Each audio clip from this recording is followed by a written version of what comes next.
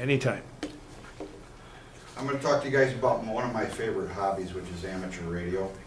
I've got a song playing in the background right now, but this is not amateur radio. I just want to do this, get your attention first, and go from there. I think I got your attention now. That's CB. That's been glorified in the TV. It's been in the movies. But it's a very limited aspect of radio, where amateur radio is a lot more than that. Let's start now. I like to call from spark to space because amateur radio history started in the 1900s, and the first type of transmitter was a spark transmitter. And basically, just an electric arc that you can hear everywhere. And amateur radio is a licensed hobby or service. This is what ham radio came from. The telegraph operators in the wireless or wired system went before the railroads and before the wireless was taken over, called a guy who was just yakking with another telegraph operator a ham or a plug. So that's where the term ham came from. It's morphed from there and has become a large group of operators, about 700,000 in the United States today. In 1914, a gentleman, a scientist and an inventor, Hiram Percy Maxim, invented the Amateur Radio Relay League, which was the support group and lobbying group for amateur radio. In the early days of amateur, this is what a station looked like. Usually the guys put it together from parts that they could scrounge or from war surplus. After World War I, there was a lot of surplus radio parts and radios, and that really kicked off amateur radio. You can see on the wall on the top there are QSL cards. Those are confirmation of conversations with guys all over the world, and that's what kind of makes my hobby interesting. This is another one of the old stations. This is one of the, I think there's like 4 different ham magazines that have been published from the 50s until today. There's a couple still publishing. This one quit in 2003.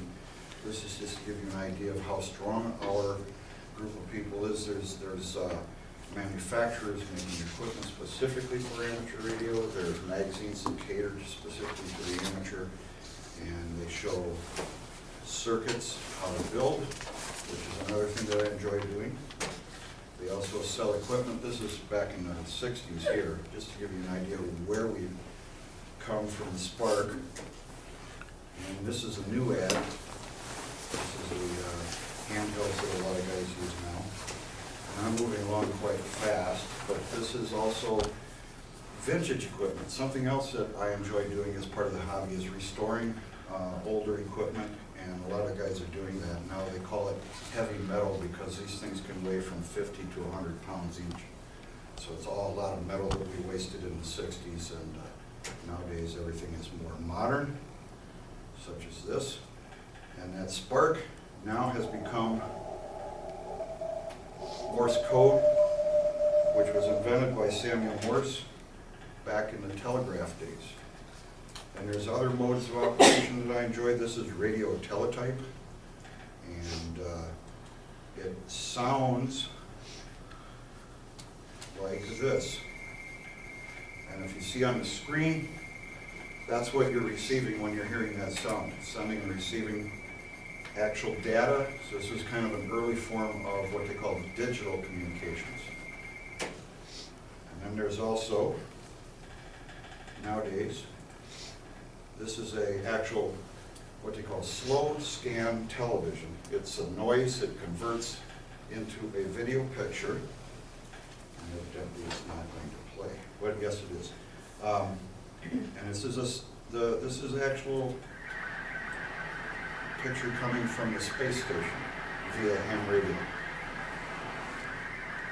And it's quite noisy, obviously, but that's one of the things I like about it. And plus, you can see the fade until it gets his antenna locked, which you'll see in a second.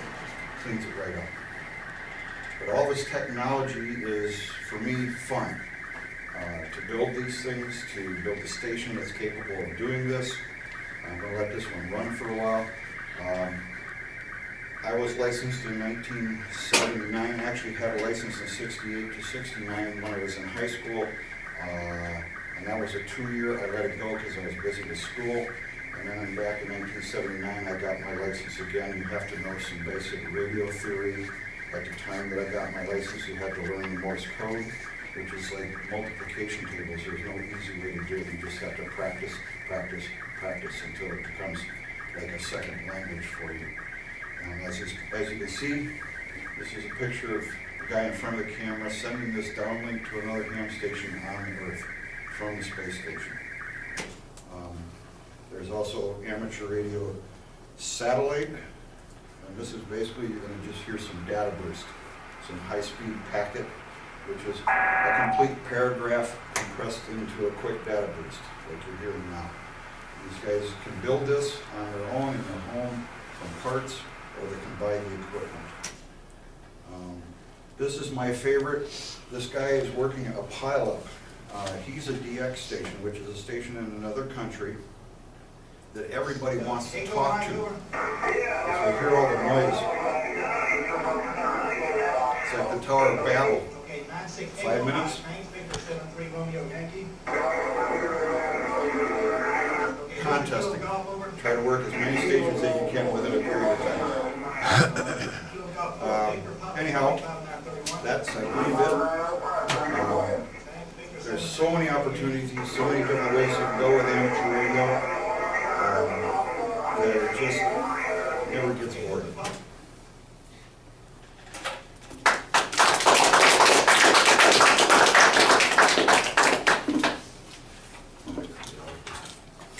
So how much did you cut?